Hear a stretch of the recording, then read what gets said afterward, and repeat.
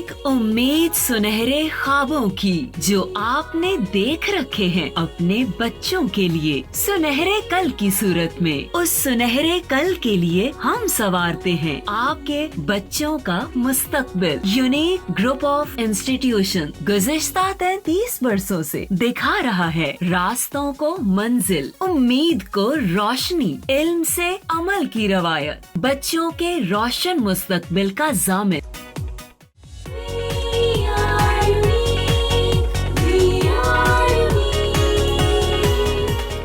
बिस्मिल्लाहिर्रहमानिर्रहीम। अस्सलामु अलैकुम डियर स्टूडेंट्स, कैसे बेटा आप लोग। उम्मीद है आप लोग अल्लाह तबारक व तआला के रहमत के साए में खैर आफियत से होंगे। बेटे आपका मैथमेटिक्स टीचर गुलजार अहमद लेक्चर नंबर 74 के साथ हाज़िर है जी बेटा। इससे पहले लेक्चर नंबर 73 में थ्योरम नंबर बेटा जो हमने किया था चैप्टर नंबर 10 का 4A हमने कंप्लीट कर लिया था। आज हम बेटा थ्योरम नंबर 4 का B पार्ट करेंगे और उसके बाद MCQs करेंगे। ठीक है बेटा, तो आइए देखते हैं थ्योरम नंबर 4B किस तरह से प्रूफ किया जा सकता है जी बेटे।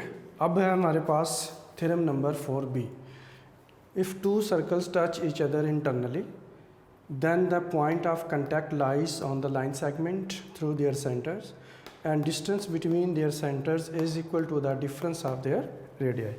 तो पहले क्या था बेटा, इससे पहले जो हमने थ्योरम प्रूफ किया था 4A, उसमें थे टू सर्कल टच कर रहे थे externally.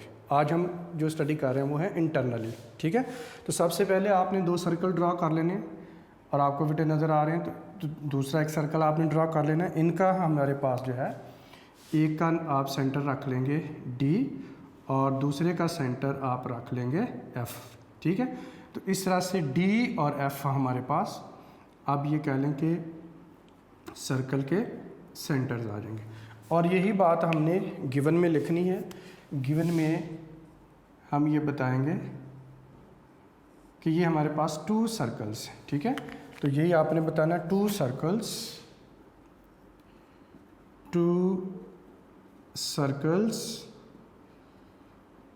with centers D and F touch each other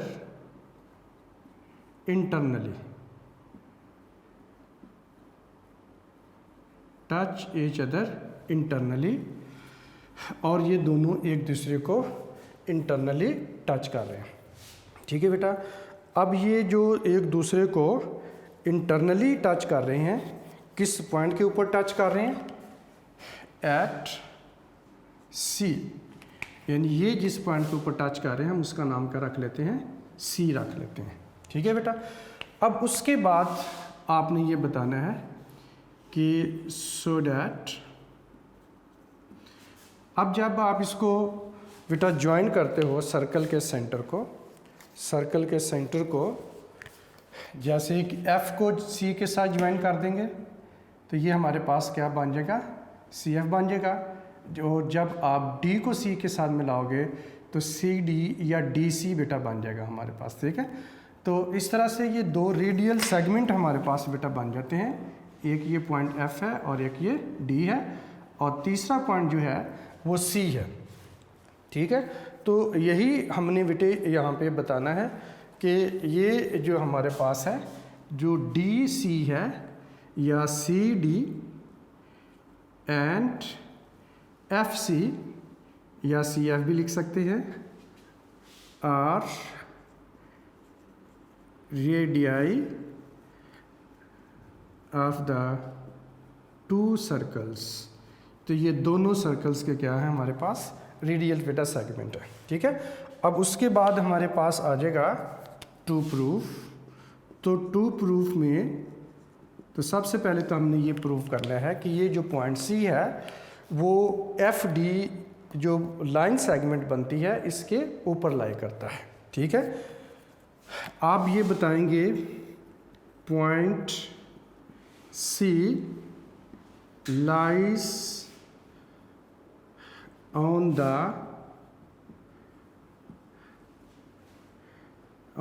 joining of D and F, D and F. अब जरा गौर किए कि जब आप डी को एफ से ज्वाइन करते हो तो सी तो उसके ऊपर आता ही नहीं, सी तो साइड पर है, ठीक है ना। इसलिए हम इसके साथ लिखना पड़ेगा point C lies on the joining of D and F extended.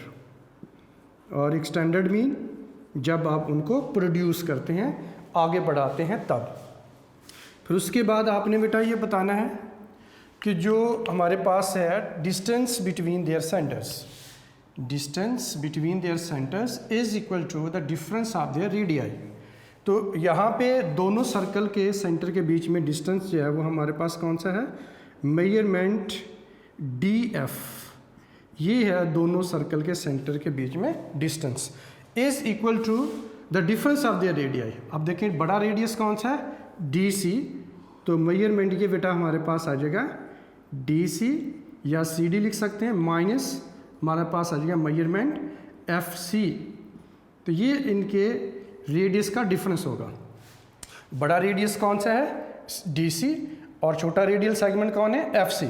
तो बड़े में रेडियस में से छोटे वाले सर्कल के रेडियस को सब्ट्रैक्ट कर देंगे तो डिफरेंस ले लेंगे। तो ये बेटा हमने प्रूव करके दिखाना है कि F D is equal to D C minus F C के इक्वल होगा।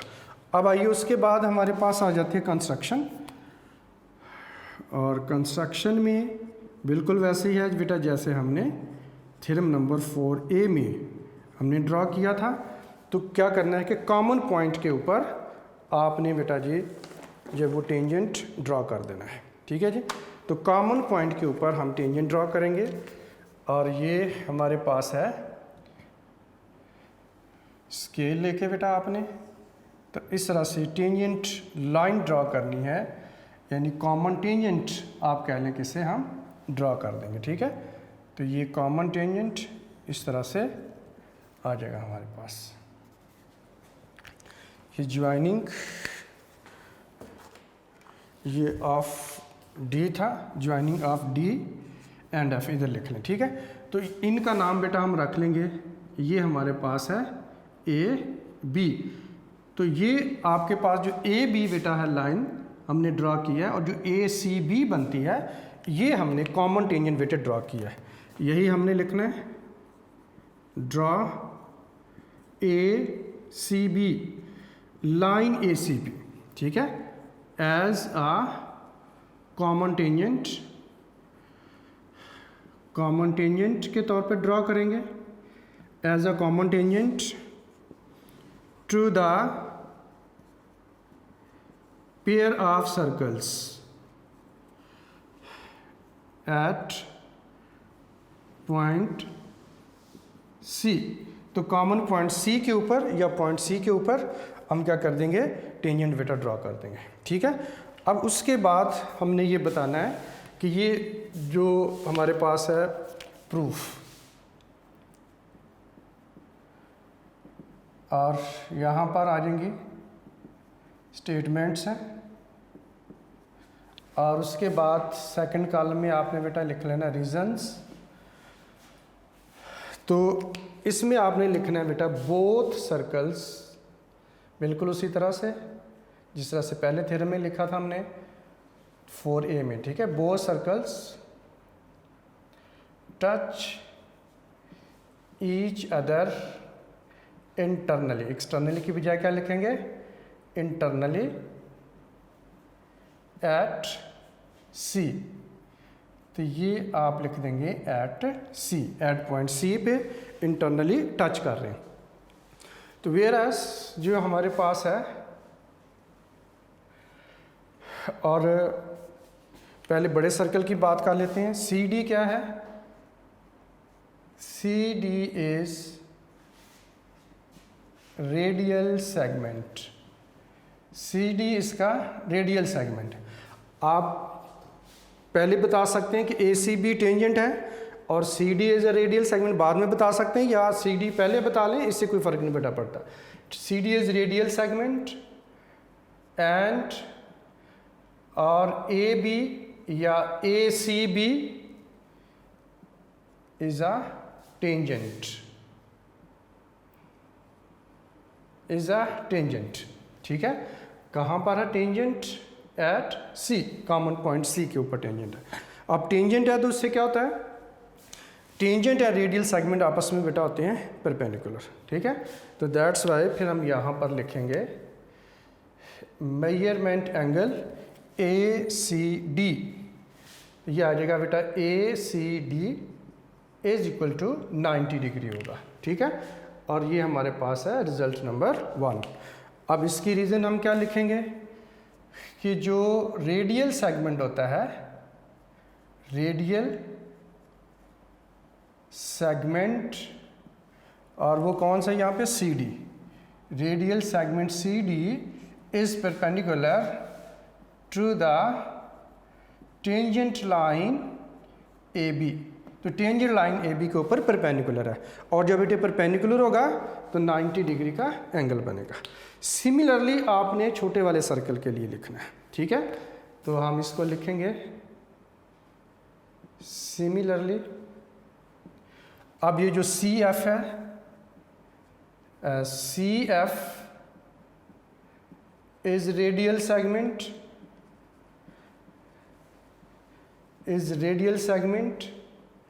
एंड ए सी बी, या सिंपल आप ए बी भी लिख सकते हैं, ठीक है। A C B is a tangent at point C, point C पर टेंजेंट होगा।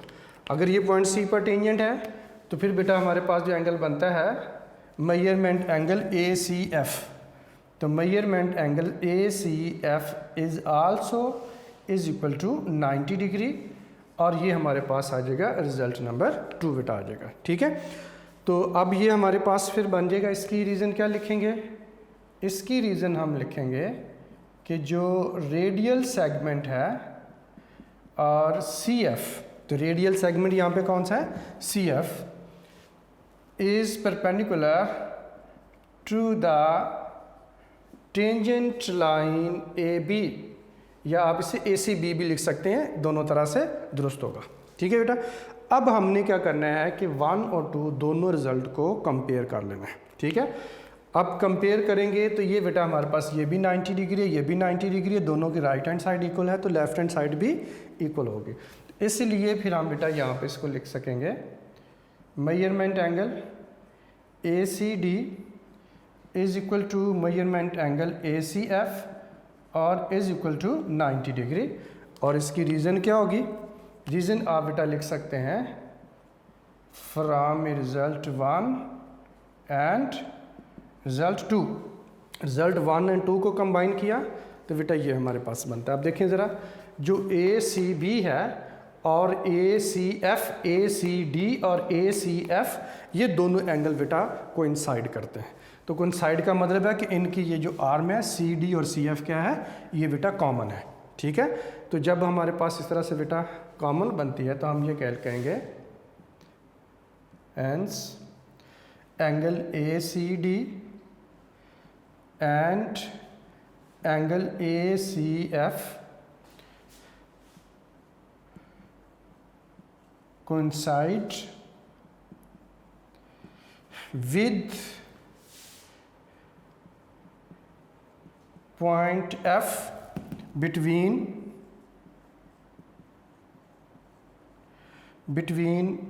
D and C। यानी आप ये कह सकते हैं कि ये जो पॉइंट F है ये D और C के बिटवीन में आ रहा है और ये स्ट्रेट लाइन बनती है बेटा, ठीक है। तो जब स्ट्रेट लाइन बनती है तो फिर हम क्या कर सकते हैं कि इनके डिस्टेंस को डायरेक्टली ऐड कर सकते हैं। यानी ये हमारे पास D से लेकर C तक जो डिस्टेंस है हम इसे लिख सकते हैं measurement DC is equal to the measurement of DF और प्लस होगा हमारे मेजरमेंट FC। तो ये डिस्टेंस FC के इक्वल होगा बेटा। अच्छा, जब ये इक्वल हो गया, अब बिल्कुल वैसे ही जब स्ट्रेट लाइन के हिसाब से हमने लिखा है DC is equal to DF और FC के इक्वल होगा, DF और FC के इक्वल होगा। अब हमें वैल्यू चाहिए DF के, तो DF की वैल्यू चाहिए। तो आप ये हमारे पास देखिए जो CF बेटा इधर प्लस हो रहा है, इसको आप शिफ्ट कर दें इक्वेशन की, लेफ़्ट साइड पर जाकर क्या हो जाएगा, माइनस बेटा हो जाएगा। ठीक है, अब आइए इसको शिफ्ट करके देखते हैं क्या बनता है हमारे पास।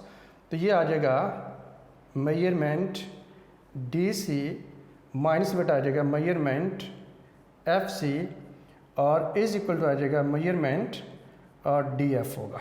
ठीक है, या हम इसको यूँ लिख सकते हैं और measurement D F is equal to, ये मैं डी एफ को पहले लिख रहा हूँ, इसको राइट साइड पे लिख लें, measurement D C minus measurement बेटा आ जाएगा एफ सी।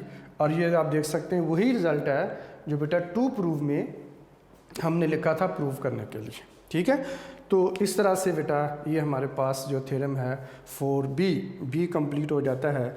और ये थ्योरम हमें ये बता रहा है कि अगर टू सर्कल इंटरनली एक दूसरे को टच कर रहे हों तो उनके सेंटर के बिटवीन में बेटे जो डिस्टेंस है वो दोनों सर्कल के रेडियाई के डिफरेंस के इक्वल होता है। ठीक है, तो ये कंसेप्ट बेटे आपको पता होना चाहिए। ठीक है जी, तो आई होप बेटा आपको इस थ्योरम नंबर 4b की भी समझ आ चुकी होगी। अब हम देखते हैं नेक्स्ट रिव्यू एक्सरसाइज में MCQs। जी बेटे यूनिट नंबर है 10, review exercise 10 MCQs and short question. तो शॉर्ट क्वेश्चन तो हम कर चुके हैं इसके। अब आइए देखते हैं MCQs बेटा क्या थे।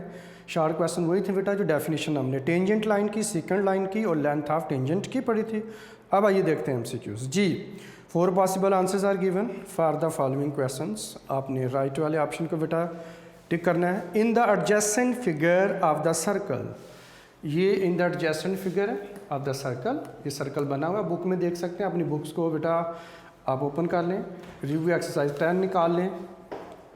जी in the adjacent figure of the circle the PTQ, ये लाइन है, PTQ एक लाइन है, इज नेम्ड एज, आपने बताना इसका नेम क्या होगा। क्या ये आर्क होगी, क्या ये कार्ड होगी, क्या ये टेंजेंट होगा या सेकंड लाइन होगी। तो हमने कॉन्सेप्ट बेटा पढ़ लिया हुआ है टेंजेंट का भी और सेकंड का भी, कार्ड को भी पढ़ा और आर्क को भी हमने पढ़ा हुआ है। तो ये एक लाइन है जो सर्कल को सिंगल पॉइंट पे टच कर रही है। तो जो लाइन सर्कल को सिंगल पॉइंट पे टच कर रहे हैं हम उसे क्या करते हैं, tangent line.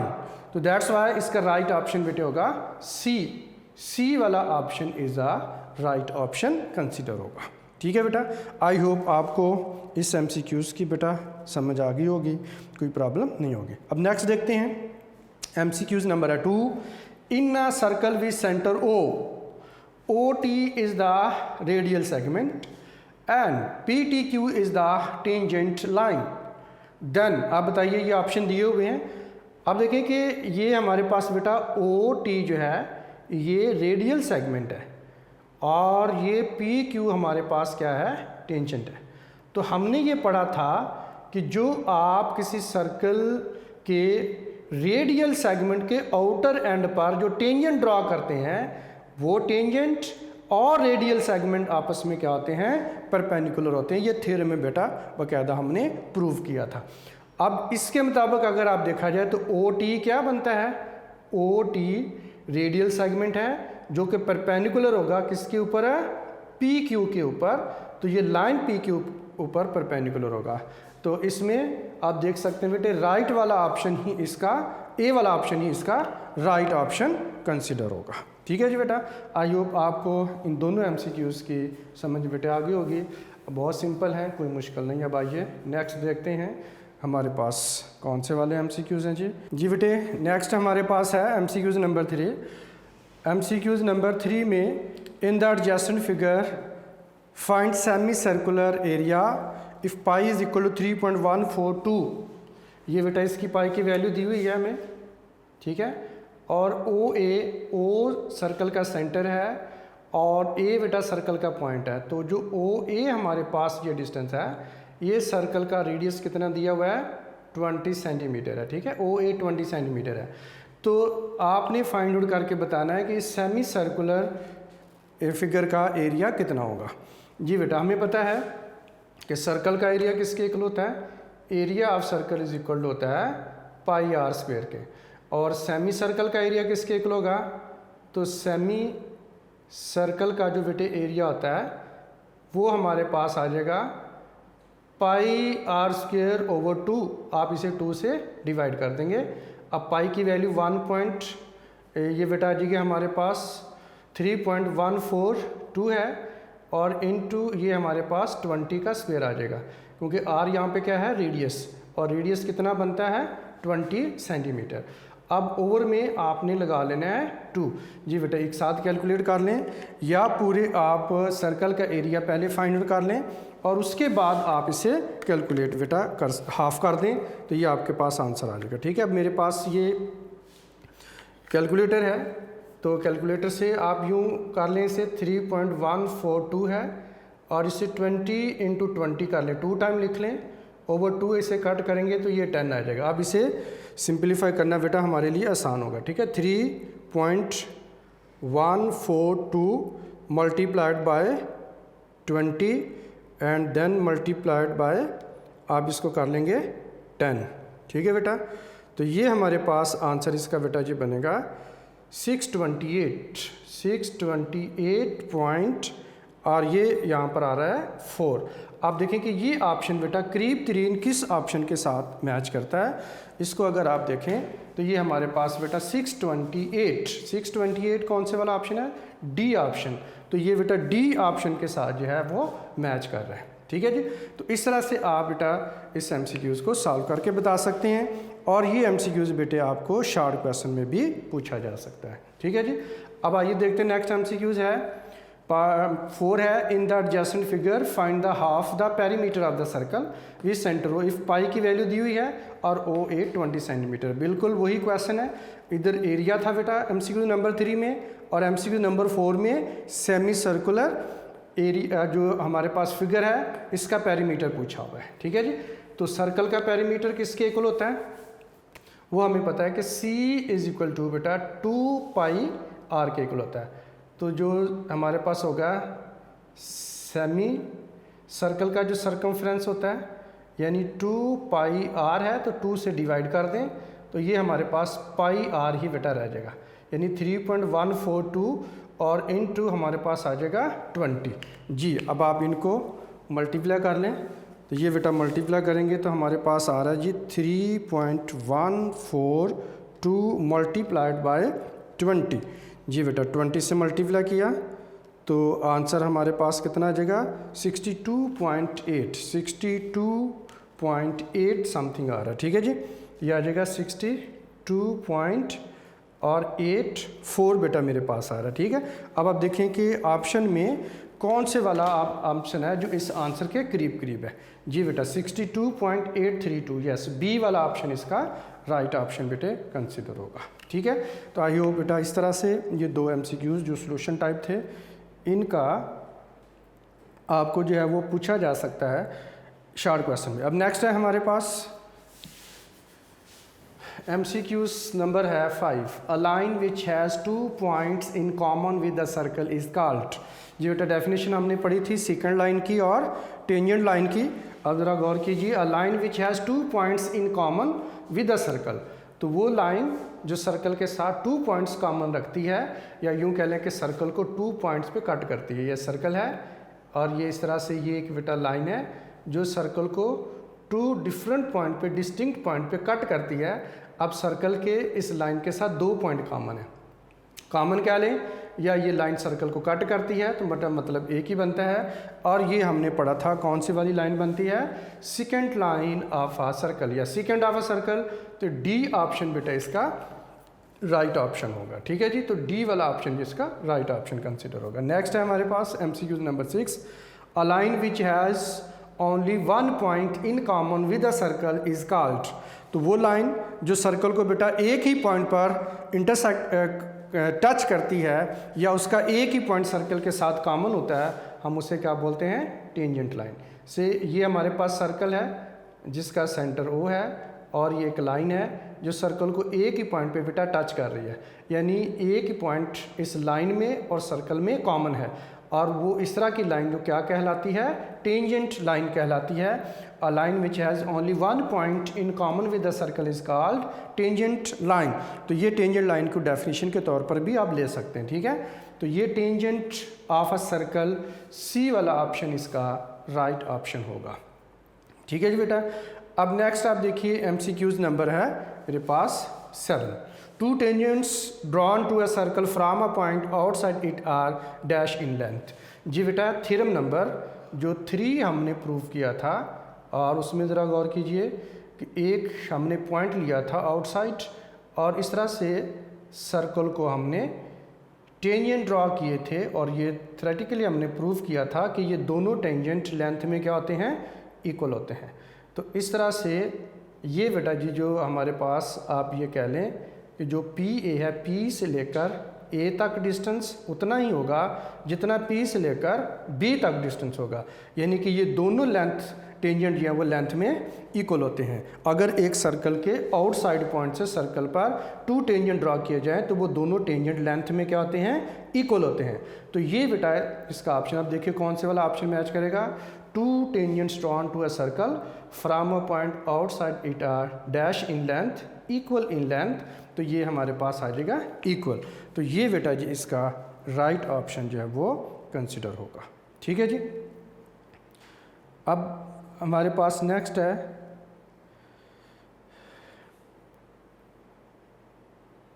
Ji, a circle has only one,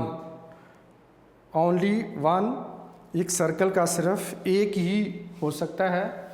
जी बताइए, एक सर्कल का एक ही क्या हो सकता है, a circle has only one. जी सर्कल का क्या एक ही सेकंड हो सकता है, या एक ही कॉर्ड हो सकता है, या एक ही डायमीटर हो सकता है, या एक ही सेंटर हो सकता है। जी बेटा सर्कल का सिर्फ और सिर्फ एक ही सेंटर हो सकता है। जी बेटा ये इसका राइट ऑप्शन होगा। अब MCQ नंबर है 9।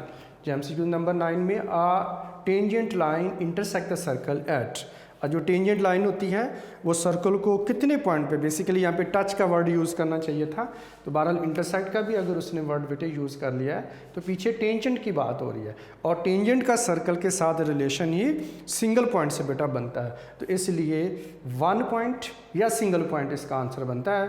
तो सिंगल पॉइंट सी वाला ऑप्शन इसका राइट ऑप्शन होगा। जी बेटे नेक्स्ट है MCQ हमारे पास 10, tangents drawn at the ends of diameter of a circle are dash to each other. अब इसका मतलब क्या बनता है ये आप समझ लीजिए। ये बेटा एक हमारे पास सर्कल है, और ये एक हमारे पास सर्कल का क्या है, डायमीटर है। ठीक है, तो सर्कल के डायमीटर के दोनों एंड्स के ऊपर टेंजेंट ड्रॉ करने हैं आपने। तो ये एक टेंजेंट हम ड्रॉ करते हैं एंड ए के ऊपर, तो ये इस तरह से टेंजेंट बेटा आएगा, और दूसरा पॉइंट बी के ऊपर टेंजेंट होगा, तो इस तरह से टेंजेंट ये शेप बनती है। Tangents drawn at the ends of a diameter, तो डायमीटर के एंड्स पर टेंजेंट्स ड्रॉ कर लेते हैं। ठीक है, तो डैश टू ईच अदर वो आपस में क्या होंगे, जी बेटा क्या पैरेलल होंगे, नॉन पैरेलल होंगे, कोलिनियर होंगे, या परपेंडिकुलर होंगे। तो आप फिगर में आप देख सकते हैं बेटा कि ये दोनों जो टेंजेंट ड्रॉ किए हैं, these tangents are parallel to each other, तो दैट्स वाई इसका राइट वाला ऑप्शन क्या होगा, पैरेलल। तो ये दोनों टेंजेंट्स बेटा पैरेलल होंगे। तो इस तरह से MCQ नंबर 10 भी हमारे पास कंप्लीट होता है। आई होप आपको बेटा इसकी समझ आ चुकी होगी। आइए अब देखते हैं नेक्स्ट हमारे पास जी कौन से वाले हैं जी, distance between the centres of 2 congruent touching circle externally is 0 of the length होगा, रेडियस ऑफ ईच सर्कल होगा, the diameter of each circle होगा, या twice the diameter of each circle होगा। जी बेटा distance between the centres of 2 congruent touching circle externally, तो ये हमारे पास सर्कल है जो कॉन्ग्रुएंट हैं, और कॉन्ग्रुएंट सर्कल बेटे वो होते हैं जिनके रेडियस इक्वल होते हैं। से हमारे पास हमने 2 सर्कल लेने, और इनका जो है वो रेडियस क्या होगा, इक्वल होगा, तो ये कॉन्ग्रुएंट सर्कल बेटा हो जाएंगे। ये हमारे पास सर्कल है, आप इसे C1 कह लें, और ये एक और सर्कल है जिसे हम C2 कह लेते हैं। ठीक है, अब देखें कि बात को समझने के लिए हम ये ले लेते हैं, फर्ज करें कि इस सर्कल का रेडियस हमारे पास कितना है, 5 सेंटीमीटर है। ठीक है, अब ज़ाहिर है इस सर्कल का रेडियस भी कितना होगा, फिर इस सर्कल का रेडियस भी हमारे पास बेटे 5 सेंटीमीटर ही होगा। आप बता सकते हैं कि अगर रेडियस दोनों सर्कल का आपस में यानी R1 और R2 दोनों इक्वल हैं, और दोनों ही 5 सेंटीमीटर है, अब दोनों का डायमीटर किसके इक्वल होगा, 2 टाइम द रेडियस R1 या R2 हो जाएगा। ठीक है, अब इसको जब डबल करोगे तो कितना आ जाएगा, 10 सेंटीमीटर बेटा हो जाएगा। तो ये सर्कल का हमारे पास है डायमीटर। तो डायमीटर किसके इक्वल आ जाएगा? इस सूरत में डायमीटर हमारे पास है 10 सेंटीमीटर एक। अब उसके बाद आप देखिए, हम आइए इन दोनों के सर्कल के सेंटर्स को आपस में ज्वाइन करते हैं। ठीक है, आप देखिए इसका रेडियस r1, इसका रेडियस r2। अब दोनों के सर्कल के सेंटर के बीच में जो डिस्टेंस होगा C1 C2 डिस्टेंस, वो R1 प्लस R2 के इक्वल होगा, यानी दोनों सर्कल के रेडियस के सम के बेटा इक्वल होगा। अब सर्कल 1 का रेडियस कितना है? 5 सेंटीमीटर, और 2 का कितना है? 5 सेंटीमीटर। ऐड किया तो कितना आ गया? 10 सेंटीमीटर। आप देख सकते हैं कि दोनों सर्कल के सेंटर के बीच में डिस्टेंस उतना ही बनता है जितना इन सर्कल का डायमीटर बेटा बनता है, जितना इन सर्कल का क्या बनता है? डायमीटर बनता है। तो इसलिए इसका आंसर होगा डायमीटर ऑफ ईच सर्कल। क्या होगा? डायमीटर ऑफ ईच सर्कल के इक्वल होगा। ठीक है बेटा। जी बेटे, नेक्स्ट हमारे पास है MCQ नंबर है 12। इन the adjacent circular figure with centre O and radius 5 centimetre, the length of the chord intercepted at 4 centimeter away from the center of this circle is। जी बेटा, इन एडजेसेंट फिगर, ये figure आपके सामने बेटा नज़र आ रही है। Circular figure है with centre O, radius इसका कितना है? 5 सेंटीमीटर बेटे दिया हुआ है हमें। Then length of the chord, ये जो कॉर्ड है हमारे पास, इंटरसेप्टेड एट 4 सेंटीमीटर अवे, और इसका सर्कल के सेंटर से डिस्टेंस कितना है? 4 सेंटीमीटर है, ये दिया हुआ है 4 centimetre from the centre of circle. तो आपने ये बताना है कि इस लेंथ ऑफ द कॉर्ड, इस कॉर्ड की लेंथ आपने बेटा बतानी है। तो सिंपल बेटा ये है, अब देखेंगे ये हमारे पास जो है रेडियल सेगमेंट है, और सेंटर के सर्कल के सेंटर से जो कॉर्ड तक का जो डिस्टेंस होता है वो परपेंडिकुलर डिस्टेंस होता है, इसलिए यहाँ पे 90 डिग्री का एंगल बनेगा। तो ये हमारे पास बेटा AOC, ये जो राइट एंगल ट्राइंगल बनती है AOC, इस राइट एंगल ट्राइंगल में पैथागोरस थ्योरम में बेटा अप्लाई करेंगे। तो पैथागोरस थ्योरम के मुताबिक हमारे पास क्या आ जाएगा? 90 डिग्री के सामने OA है, तो ये बेटा आ जाएगा OA का होल स्क्वायर आ जाएगा, और उसके बाद बेटा आ जाएगा हमारे पास OC का होल स्क्वायर आ जाएगा, और प्लस हमारे पास AC का बेटा होल स्क्वायर आ जाएगा। ठीक है, अब फर्स्ट कर लेते हैं कि हम AC को x कह लेते हैं। ठीक, तो ये हमारे पास OA कितना है? 5 का स्क्वायर आ जाएगा। अब OC कितना है? 4 का स्क्वायर आ जाएगा, और AC कितना है हमारे पास? इसे हम x कह लेते हैं, x का स्क्वायर आ जाएगा।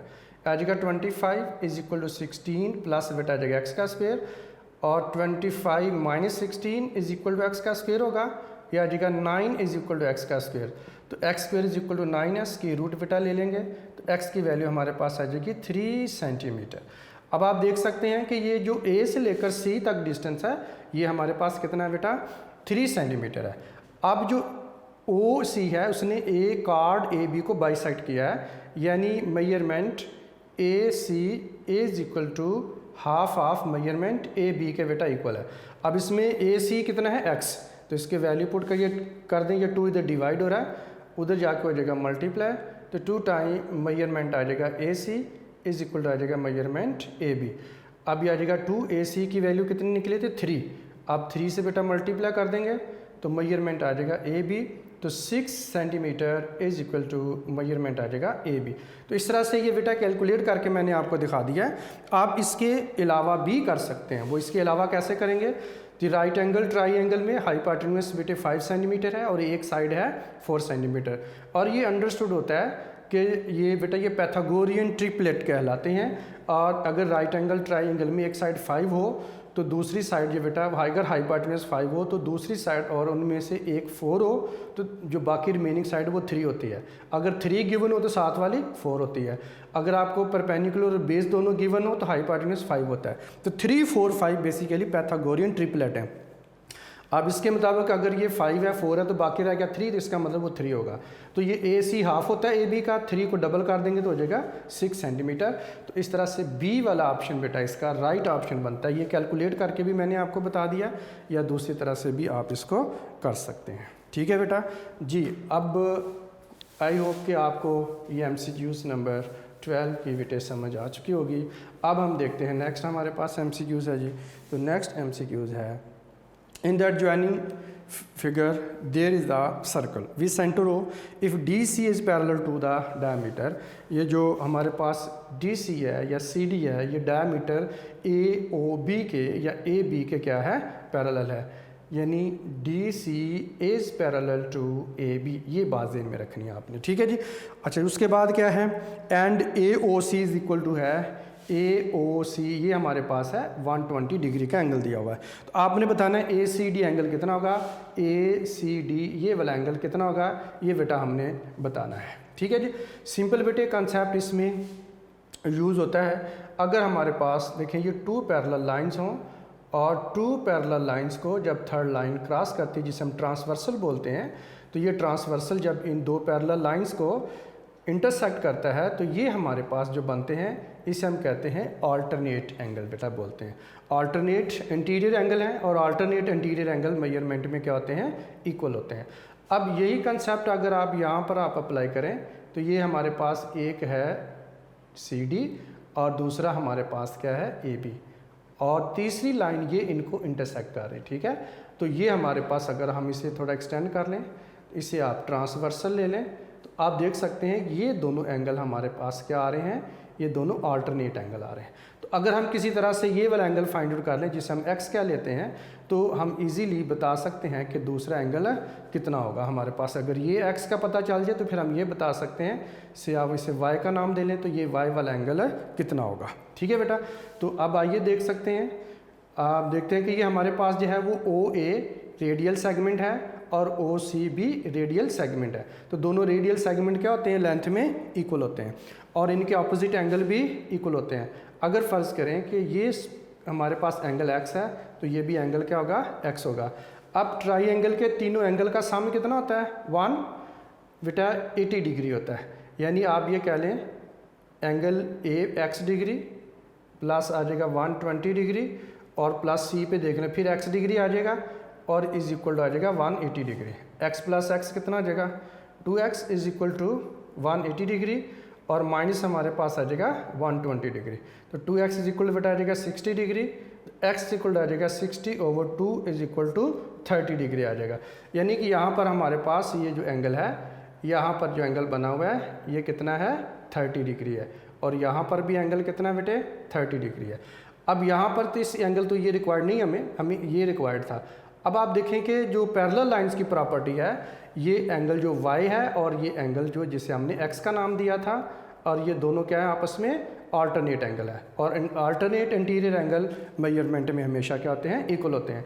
इसलिए अगर ये वाला एंगल बेटा 30 डिग्री है तो ये एंगल ACD है, ये भी 30 डिग्री ही होगा। तो अब इसका राइट वाला ऑप्शन कौन सा बनेगा, B। तो B वाला ऑप्शन इसका राइट ऑप्शन बनता है, ठीक है बेटा। तो आई होप आपको बेटा इस MCQs की MCQ नंबर 13 की भी समझ आ चुकी होगी जी बेटे। चैप्टर नंबर 10 इसके साथ ही बेटे कंप्लीट होता है। अब आपका फ़र्स्ट 50% का सिलेबस दोबारा सुन लें। सिलेबस ऑफ फर्स्ट 50% बेटा आपके अगर टर्म का पेपर होता है तो उसमें आपको चैप्टर नंबर 1 है, हमने पढ़ा, 2 पढ़ा, 3 पढ़ा, चैप्टर नंबर 4 पढ़ा, 9 को पढ़ लिया और 10 को पढ़ लिया, ठीक है। तो जब ये आपका सिलेबस है फर्स्ट 50% का और इसमें ये 6 चैप्टर बेटा आने हैं आपको, ठीक है। अब आप देखें कि जो आपका पेपर होगा वो क्वेश्चन नंबर 1 आपका MCQs होगा बेटे, 15 MCQs आपको आने हैं, ये 15 मार्क्स के होंगे। उसके बाद शार्ट क्वेश्चन जो हैं शुरू होते हैं। क्वेश्चन नंबर 2 शार्ट क्वेश्चन है, 3 भी शार्ट क्वेश्चन है, 4 भी बेटे शार्ट क्वेश्चन है, ठीक है। आपको 9 पार्ट आने हैं, 6 आपने बेटा करने 9 में से 6 इंटू 2 6 इंटू 2 6 इंटू 2 करें तो इस तरह से 36 आपके पास टोटल हो जाते हैं, ठीक है। अब ये आपके पास बेटा 1 2 3 4 ये 4 बेटा लॉन्ग क्वेश्चन बनते हैं और इन लॉन्ग क्वेश्चन में से आपने 2 बेटे अटैम्प्ट करने हैं, 4 में से 2 अटैम्प्ट करने हैं, ठीक है। 8 नंबर का एक होता है। तो इस तरह से अगर आप करेंगे तो 8 इंटू 2 हमारे पास आ जाता है 16। और जो लास्ट वाला पार्ट है थ्योरम का वो कंपलसरी होता है, ये मिला के आपने 3 बेटा करने होते हैं, ठीक है। तो ये जब आप मिलाएंगे साथ इसका 3 तो टोटल इस तरह से इन चारों में से 2 आपने करने हैं और यहाँ पर भी 2 थ्योरम होंगे, एक आपने करना है और ये अकेला ही बेटे 8 नंबर का होगा। अगर आप यहाँ पे 8 नंबर इसमें मिला लें, ऐड कर लें तो इस तरह से ये टोटल मार्क्स हमारे पास बनते हैं 75। ये सिलेबस बेटा आपके सामने लिखा हुआ है और साथ ये चैप्टर वाइज मैंने आपको बता दिया। अगर फर्स्ट 50% का आपको पेपर आता है तो क्वेश्चन नंबर 5 में दोनों लॉन्ग चैप्टर 1 से आएंगे और क्वेश्चन नंबर 6 में दोनों पार्ट चैप्टर 2 से आएंगे। 7 में बेटा जो है दोनों पार्ट आपको ए और बी चैप्टर नंबर 3 से आएंगे। क्वेश्चन नंबर 8 में दोनों पार्ट आपको चैप्टर नंबर 4 से आएंगे। और जो आपका थ्योरम है कंपलसरी, वो थ्योरम चैप्टर नंबर 9 से 2 थ्योरम पूछे जाएंगे, एक आपने बेटा अटैम्प्ट करके दिखाना होगा। ठीक है, तो इस तरह से टोटल आप अपने इस हिसाब से आप तैयारी कीजिएगा। तो उम्मीद है बेटा आपको सिलेबस की भी समझ आ गई होगी। तो बेटा आज का काम फिर कंप्लीट होता है। अपना बहुत सारा ख्याल रखिएगा, मिलते हैं नेक्स्ट लेक्चर में। टेक केयर, अल्लाह हाफिज़।